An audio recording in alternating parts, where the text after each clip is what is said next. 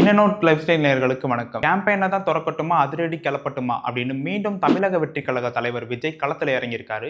அது என்ன அப்படின்னு விவரமா இந்த வீடியோல பார்த்துடலாம் வாங்க. தளபதி விஜய் சாரி தமிழக வெற்றி கழக தலைவர் விஜய் கடந்த ஆண்டு வந்து பாத்தீங்கன்னா அவரோட கட்சியை அதிகாரப்பூர்வமா அறிவிச்சிருந்தாரு. அதே மாதிரி போன வருஷம் 2024 அக்டோபர் மாசம் வந்து பாத்தீங்கன்னா இந்த கட்சியோட முதல் மாநாடு விக்கிரவாண்டியில நடைபெற்றுச்சு. அதனைத் தொடர்ந்து இந்த வருஷத்தோட முதல் பாதியில மதுரையில மிகப்பெரிய அளவுல இந்த கட்சியோட இரண்டாவது மாநாடும் நடைபெற்றுச்சு. இதனைத் தொடர்ந்து 2025 செப்டம்பர் மாசத்துல இருந்து அனைத்து மாவட்டங்களுக்கும் வாரம் தாவேகா தலைவர் வந்து பரப்புரைக்கு செல்வதா பிளான் போட்டிருந்தாரு. அதே மாதிரி திருச்சியில் ஆரம்பிச்சு 3 மாவட்டங்களுக்கு போயிருந்தாரு. கடைசியாக கரூர் மாவட்டத்திற்கு சென்ற போது தமிழ்நாட்டையே உலுக்கிய ஒரு சம்பவம் நடைபெற்றுச்சு.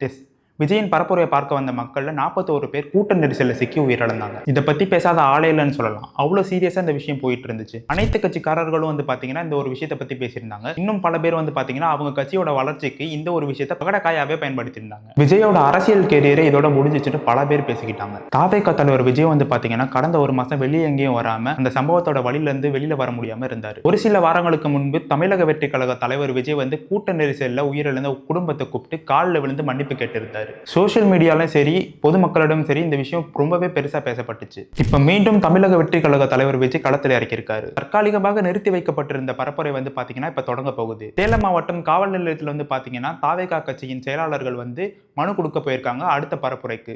இந்த சம்பவத்துக்கு அப்புறம் விஜய் என்ன பேச போறாரு அண்ட் மக்களுக்கு எவ்வளவு பாதுகாப்பு கிடைக்க போகுது, எவ்வளவு ஒதுக்கீடு தர போறாங்க அப்படின்றத பார்ப்போம். விஜயோட இந்த புது பரப்புரைக்கு உங்களோட கருத்து என்ன அப்படின்றத கமெண்ட்ல சொல்லுங்க. மேலும் சுவாரஸ்யமான அப்டேட்டுகளை தெரிஞ்சுக்கிறதுக்கு இன்னனோட் லைஃப் ஸ்டைல் சேனலை சப்ஸ்கிரைப் பண்ணிக்கோங்க.